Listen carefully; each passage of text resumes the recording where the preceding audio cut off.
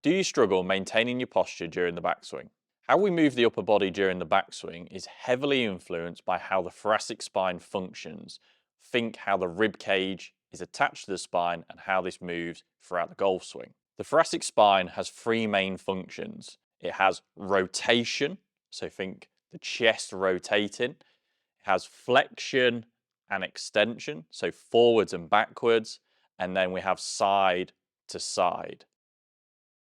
One of the reasons the golf swing and the backswing in particular is so hard to create good turn and tilts, i.e., the feeling and the visual look of maintaining posture, is we have to create all three of these motions at the same time.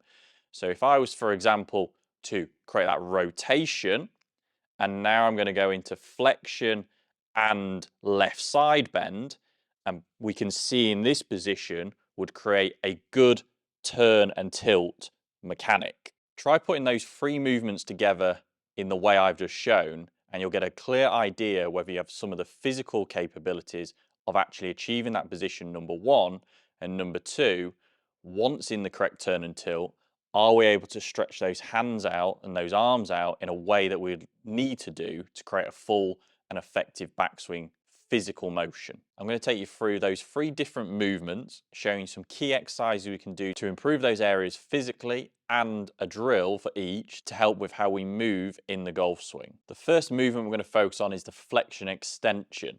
What we see with a lot of amateur golfers is this inability to extend the spine, often quite stuck in a flex state. This can be due to a lot of occupations in the modern day, which then can really impact how this rib cage can expand, which obviously also plays a role in how the upper body can rotate. So a simple exercise we can do is just going on all fours is a cat and camel. So where we're just trying to round the spine as much as possible. For lots of people, this will be quite an easy motion.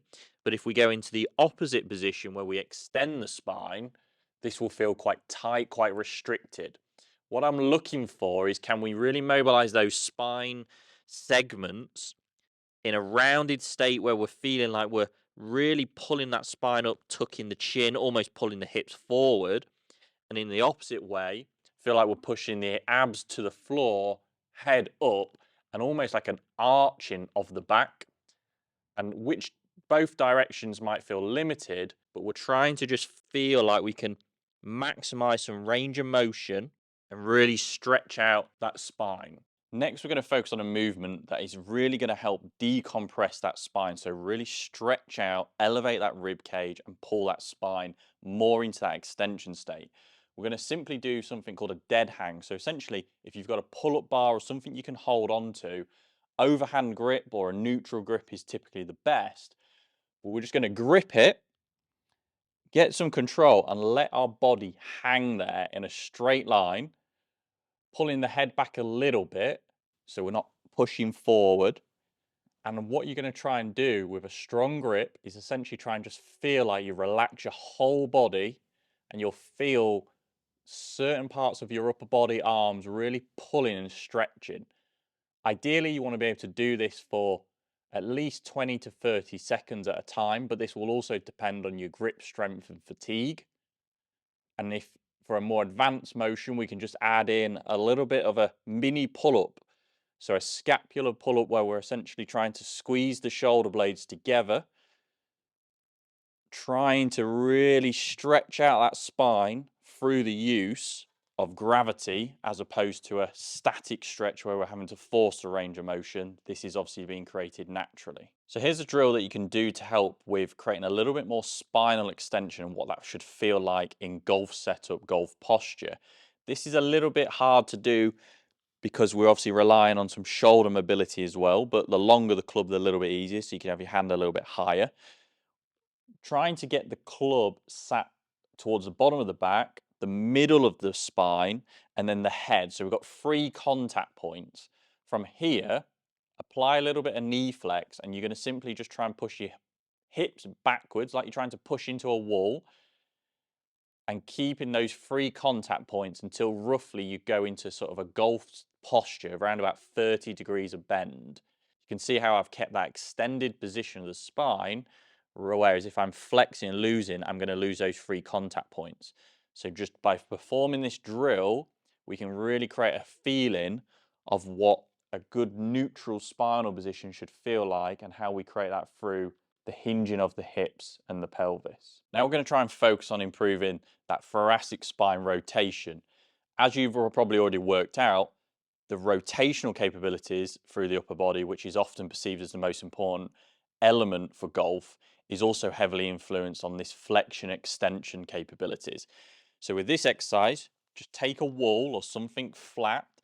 You're going to put your same side leg at 90 degrees against this wall with the same side arm facing forward. And we're going to try and focus on keeping this arm and leg in position and trying to rotate open all the way to the other side. So you see how I'm turning that thoracic spine and rotating all the way, but with the view of trying to keep this arm and leg in the same position. If these come away, we can create more range of motion, but essentially we've cheated it. So only go as far as you can with the correct form and technique to create that fuller range of motion. Hold it for a few seconds, really feel like we open up that chest and that rib cage moves, and repeat. Now as a swing drill to help improve that feeling of rotation in more of a golf type posture, we're going to take a large ball, but ideally we want this to be relatively heavy, probably between 10 and 15 kilograms. We're going to hug the ball really tight and take a golf posture. This is important because this is engaging the core muscles in the manner that we want. From here, we're going to just simply try and keeping in that flex position, turn the chest as far as we can, hugging that ball as tight as we can. This will feel like almost a stretch and activation through certain muscles, but we're also feeling of how we should be rotating that rib cage correctly. Naturally, you only really need to do the backswing motion and probably no more than 8 repetitions if we're doing this effectively, because it should feel quite demanding. The final movement we're going to explore is the side bending of the spine, which is typically the one that gets overlooked the most. Obviously, in that backswing, we get that left side bend and right side bend in the downswing for a right-handed golfer. However, the mobility of the spine to be able to side bend effectively can often be due to large parts of whether there's enough trunk stability and strength to be able to stabilize the spine to be able to create that range of motion. So I'm going to show you a key exercise you can do to strengthen that area, which will help move into that position more effectively. So the exercise we're going to focus on is a side plank. We're going to use a line on the floor, ideally where you can put your ankle, knee, hip, and elbow, so we can create that straight line. From here, we're just essentially bridging the hip up, trying to almost create good posture, so standing tall, so our spine is extended, chest is out, head is back, and we've got our hips fully locked out. And we're just looking to hold that position. You'll feel potentially a lot of stability and activation down that side of that trunk. If this is too demanding, we can simply do one on the knee to begin with. We'll get a little bit more through the hip, but at the same time, we're still learning to stabilize through the trunk. A swing drill to help with this is going to bring those pieces of the puzzle together, but also focus on that side bend. So you need 2 clubs. One you're going to lay on the floor vertically, and you're going to stand either side in a golf stance, 50-50. We're going to take another club and put it across the shoulder line with a right-handed golfer with a grip on the left-hand side on that lead shoulder. Taking the golf posture, we're going to simply try and rotate as much as we can with the view of trying to get that grip behind that club.